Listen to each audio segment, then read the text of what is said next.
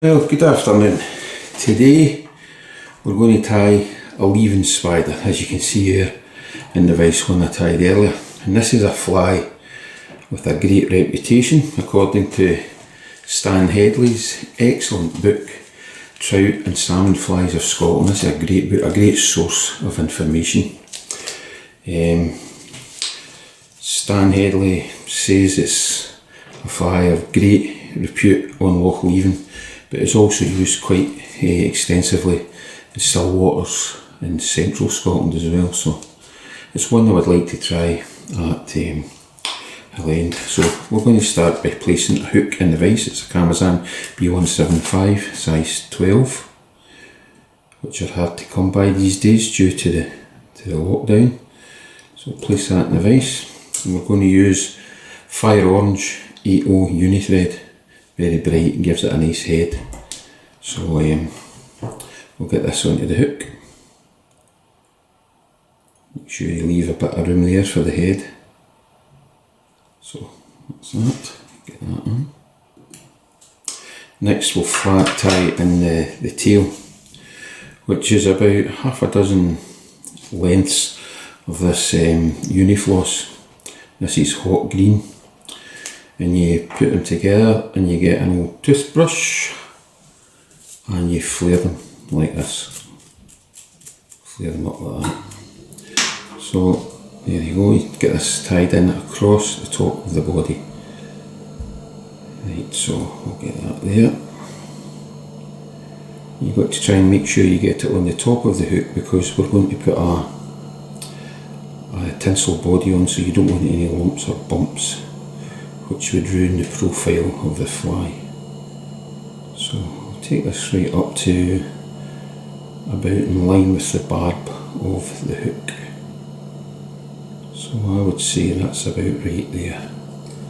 So then we'll get this, you can leave that till later, but I like to get it cut off right away. So it's up to you what length you want to make the tail. I don't like the tail too long, so cut it about there.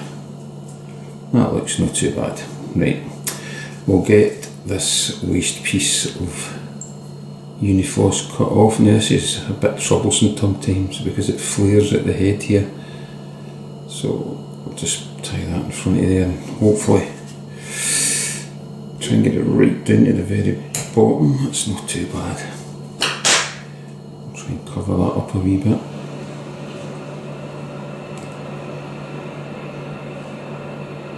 So next we're going to tie in the rib, which is just a piece of gold wire. This is quite thin stuff, really thin. So we'll tie this in next. Take this back. It's quite thin, this. It's basically only to protect well, it segments the body, but it also protects the tinsel once you've tied the tinsel on. So there we go. Get this along the body, so you've got a nice taper on the body. That's exactly what you want.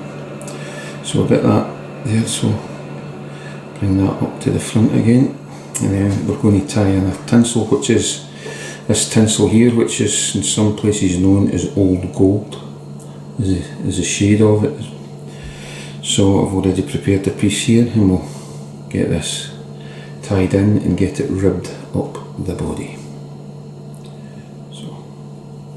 Very simple fly to tie, and it's one that I'll be certainly having a go with once we come out of this lockdown. I'll try it at Highland and Highland Lochs too. So there we go, that's the tinsel secured in. We'll get that tying thread up to the front here. Now it's just a matter of turning this tinsel around the body, just slightly overlapping with each turn, because you don't really want to expose any of the thread underneath. You just want it to be a nice gold body segmented with the gold wire. I must say I haven't used this pattern, it's just one that I've been reading about, and like I say, Stan Headley said it was used extensively in Loch Leven to great success, and it's also been used in still water reservoirs, etc., in all over Scotland. So it comes with a good reputation, so it's worth a try. So we'll get that tied in there.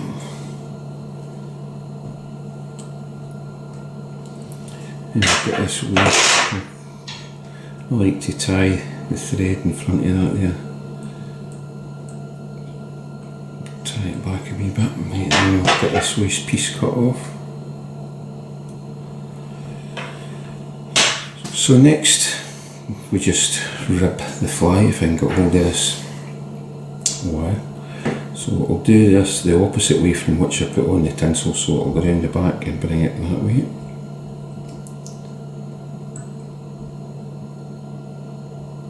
So you're just segmenting the body, but you're also at the same time protecting the tinsel from unravelling. I suppose you could put UV varnish, UV resin on it maybe to protect it, but it might take the sheen off the gold, which might actually be the trigger point for the fish, so I'll just leave it as it is. Just rub it with this wire. So that's that wire secured in. Get that cut off.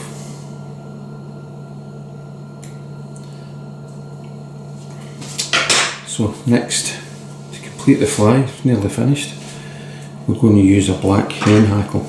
This one's a bit worse for wear because of all the kind of good small hackles are taken off it, but I did manage to get one or two off it. So we're going to put this in. And there's no set rule to how many turns there is, it just depends on the quality of the feather, how many turns you're going to get out it. Now you don't want it too bushy, but you want at least 3 turns, I would say, on it at least. Right, we'll get that done. Hopefully this will stay in. Hen hackles, in my experience, are notorious for coming loose because they're quite soft. So hopefully it won't come loose this time. So we'll get this turned over, and that is when you turn it over, stroke those feathers back, because it really does make all the difference to the finished fly. And the hackle fibres sit back, give the fly a nice profile. So get another turn. And I think that'll do that one. That's enough turns. That was only a couple of turns. Quite a lot of fibres on that hackle. So then you just catch that feather in. That stalk in there. I'm just giving it 2 or 3 turns just in case it unravels. So there we go. Then we cut this waste piece off. And then it's just a matter of, I wet my fingers slightly, pull those hackle fibres back, everything away from the head, and giving it a kind of slight turn at the same time, opening the fibres up. And then once everything's secured back, give it build up a nice neat head.